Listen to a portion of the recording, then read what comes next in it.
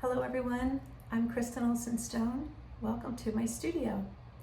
This is a painting in the video you're about to watch, and it's about how to paint this painting with palette knives. This scene is from Balboa Island in Newport Beach, which is in Southern California. It's a great place to go if you've never been. There's a lot of things to paint there, and the light and colors are fabulous. If you haven't already done so, please subscribe to my channel, like, and leave a comment about this video. I'd love to hear from you. Hello everyone, and welcome to my studio. I'm going to demonstrate how to paint this Duffy boat and the Balboa Pavilion with tiny palette knives. So I've got these two small ones. This is a number 1, and I can't read anymore what this one is, but these are just palette knives from Dick Blick. Not expensive either. They're about $4 each, I think. I'm going to do some color mixing, and then I'm going to show you how to apply the color, and let's get started. I've mixed King's Blue and Titanium White. I'm going to work from back to front, so I'm going to paint the sky first. So I did the whole background with brushes, and I just wanted to block in all of these shapes. And now I'm going to paint over the shapes with palette knives so that my painting has a lot of texture that I can create with the knife. You could, if you don't have King's Blue, you can always mix Ultramarine Blue or Cobalt Blue. King's Blue is actually 50% Titanium White and 50% Ultramarine Blue, so it's one of those colors that helps you paint faster. Anytime some of the mixing is done for you, it saves you a little time. So it's just a handy color to have in your palette. It's also a nice color to have around for adding finishing touches. If you just want to add a little bit of a certain color and put a finishing touch on a painting, and you don't want to have to mix that finishing touch color, you can just grab a little King's Blue and put it on your painting for the effect of having a little bit of a pop. So I'm just going for my smaller knife here because I'm painting around this flagpole. So working back to front. Now underneath the blue part of the sky is sort of pinkish. It's almost always that way on Balboa. I think it's a combination of the fog and maybe a little pollution, I'm not sure. But it's always got that pinkish cast. And that's actually really nice because pink is in the red family, and it's the opposite color of green, and that makes it perfect for framing the palm trees that we're going to paint in front of the pinkish sky. So the colors I used to make this pretty pink color are Quiniacridone Rose, which is a cool pink, and a little bit of King's Blue, and quite a lot of Titanium White. So as I work in my color ranges from lighter colors to darker colors, I tend to make the lighter colors a little bit thicker. The application of paint, I mean, is a little bit thicker. It just looks better. And some of the transparent colors, like transparent oxide yellow, or some of the colors that don't have very much white mixed in them, I put those on a bit thinner. So you can see I'm applying this pink paint pretty thickly. And just to give a little texture, I want to make some marks where the pink goes up into the blue, and I'm making those from upper right to lower left to lower right, and so on.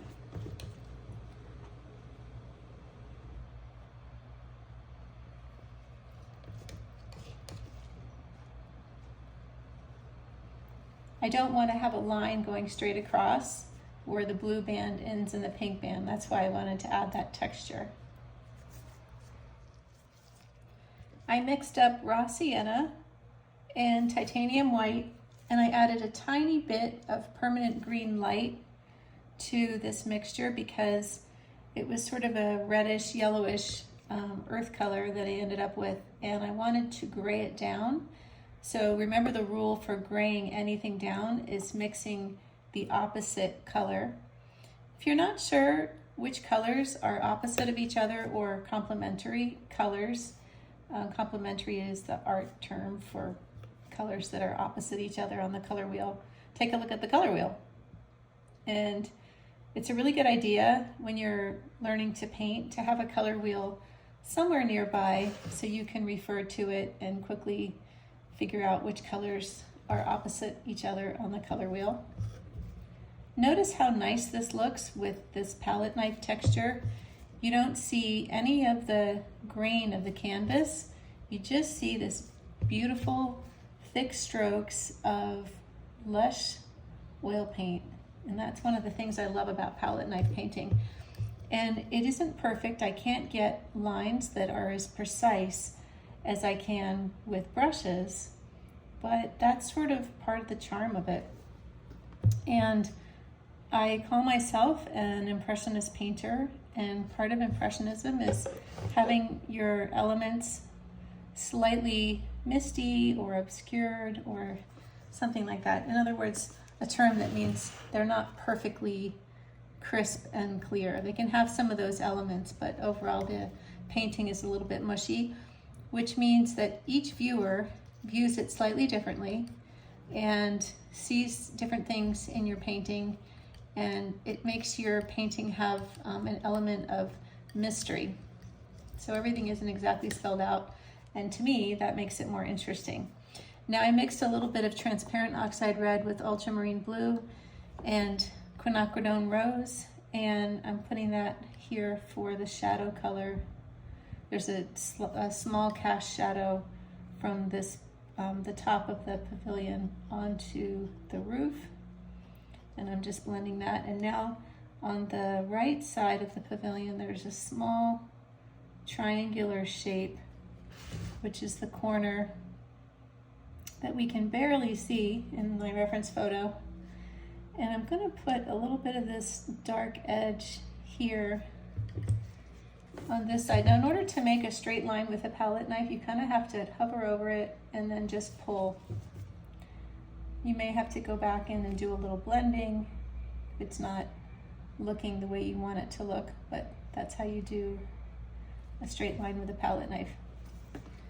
And you have to sort of understand that it's probably not going to look perfect, and you may need to practice it a couple times if you're not used to working with palette knives.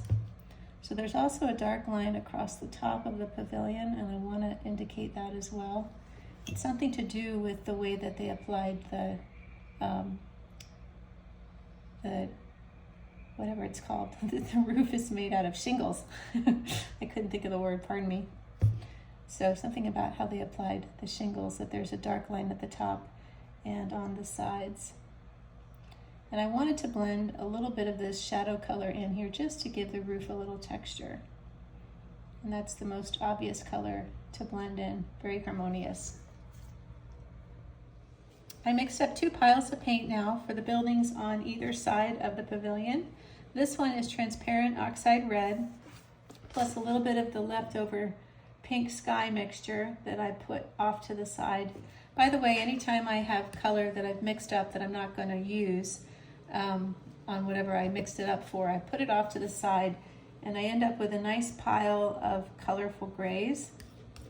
And then I can then mix those colors into other colors and use up all that paint. So it's kind of an economical way to paint. So there's a lot going on in the background. There's a lot of little buildings. There are palm trees and some boats docked and things like that. And so what we need to do as artists is break this whole area up into interesting shapes. And that's what I'm doing.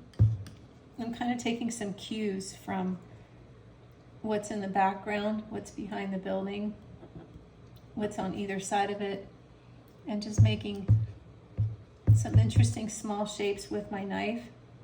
And I'll come back in later and add a little bit more detail, but I just want to start by blocking in the shapes with the oil colors that I have mixed up.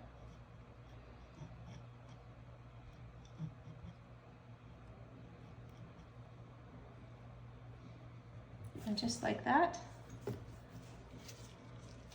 And now I'm going to add some white that I'm mixing in with the leftover color that I used for the roof shingles.